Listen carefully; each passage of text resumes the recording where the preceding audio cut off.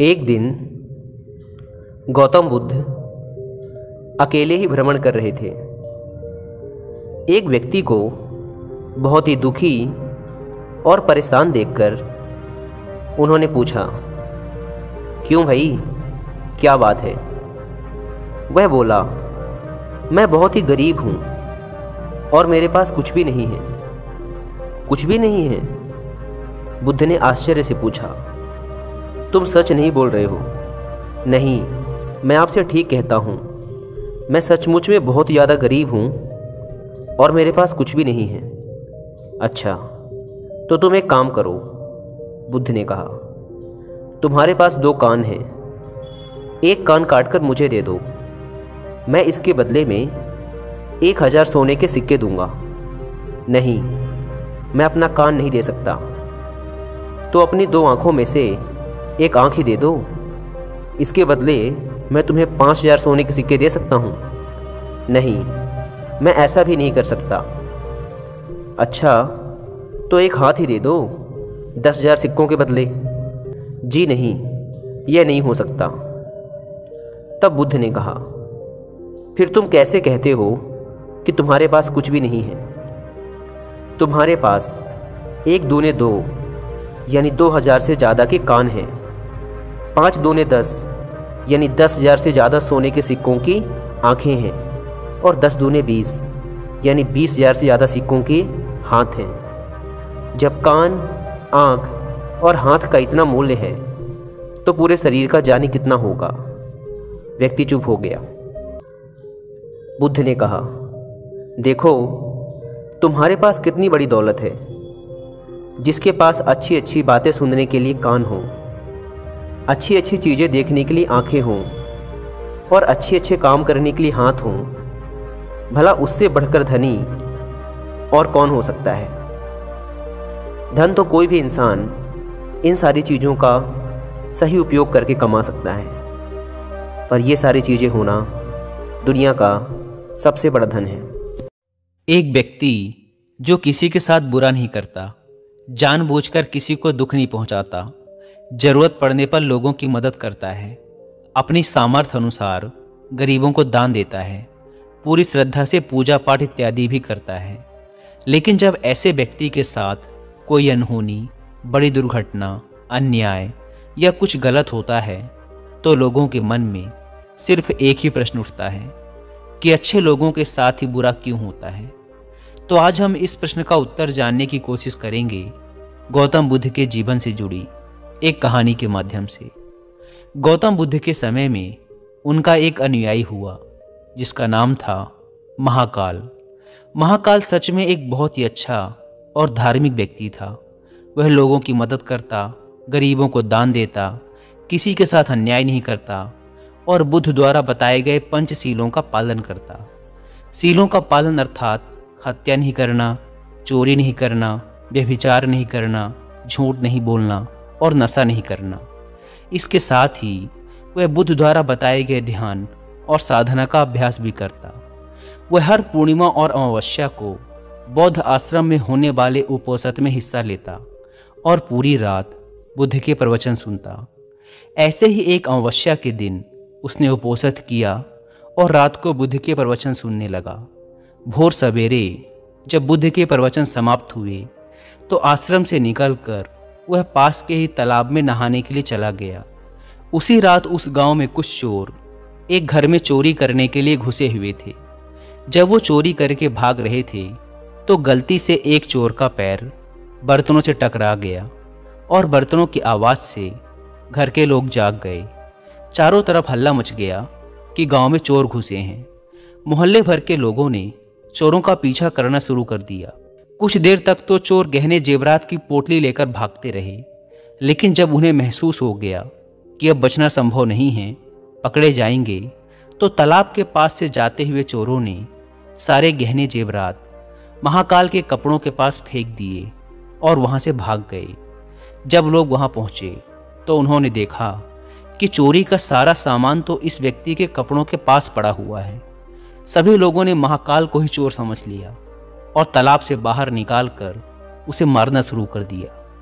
वह कहता रहा कि मैं चोर नहीं हूँ, मैं तो रात भर प्रवचन सुनकर आया हूँ और यहाँ सिर्फ स्नान कर रहा था। मुझे नहीं पता ये चोरी का सामान यहाँ कैसे आ गया। लेकिन भीड़ ने उसकी एक न सुनी और यह कहते हुए और मारने लगे कि अच्छा, चोरी करने के बाद अब नाटक कर रहा है कि मैं अच्छा आदमी हूँ, प्रवचन सुनकर आ रहा हूँ।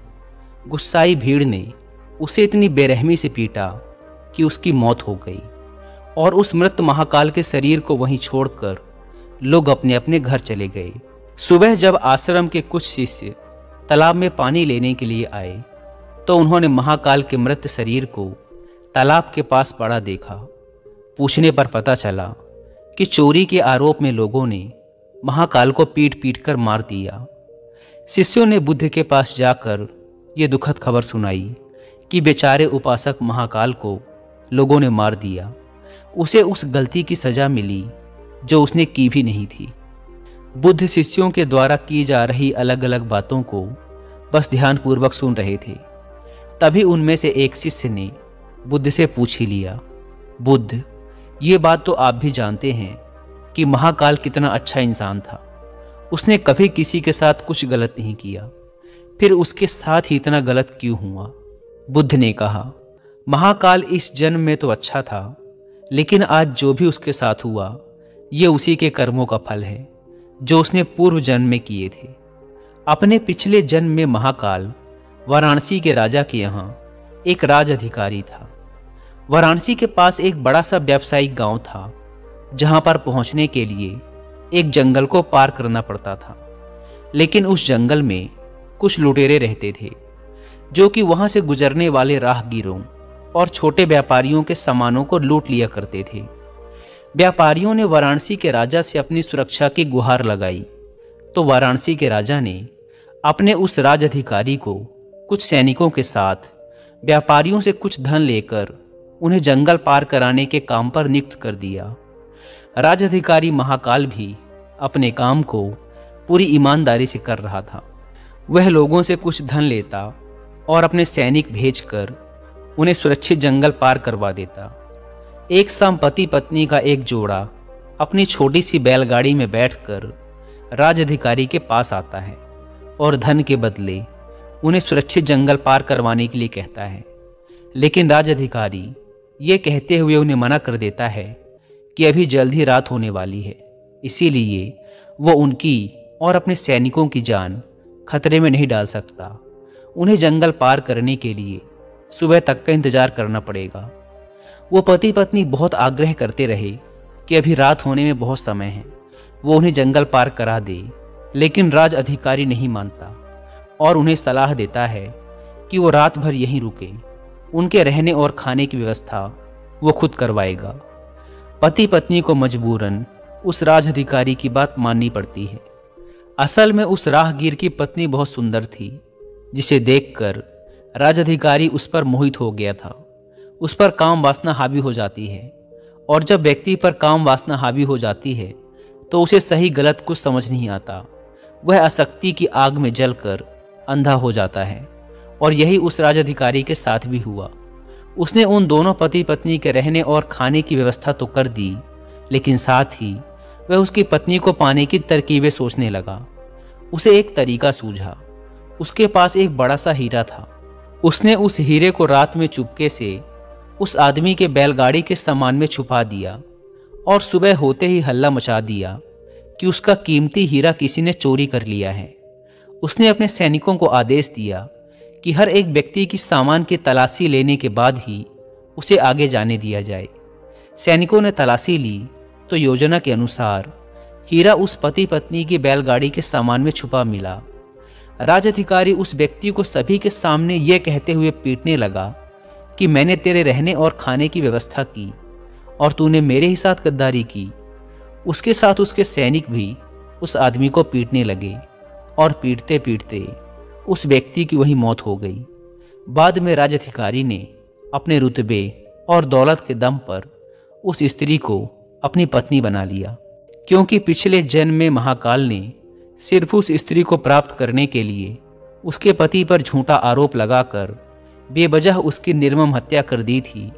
इसीलिए पिछले जन्म में ही उसकी मृत्यु के पश्चात उसे नर्क प्राप्त होता है और नर्क में बहुत दुख भोगने के बाद उसे यह इंसानी जीवन मिलता है।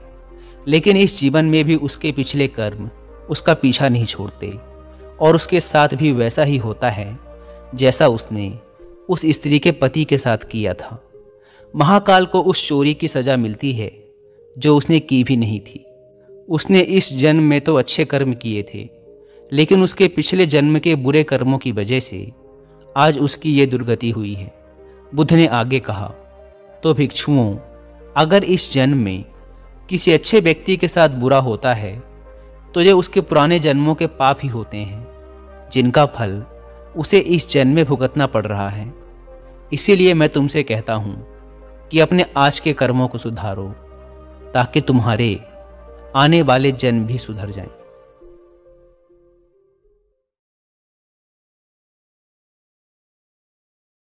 Thanks for watching. Please subscribe.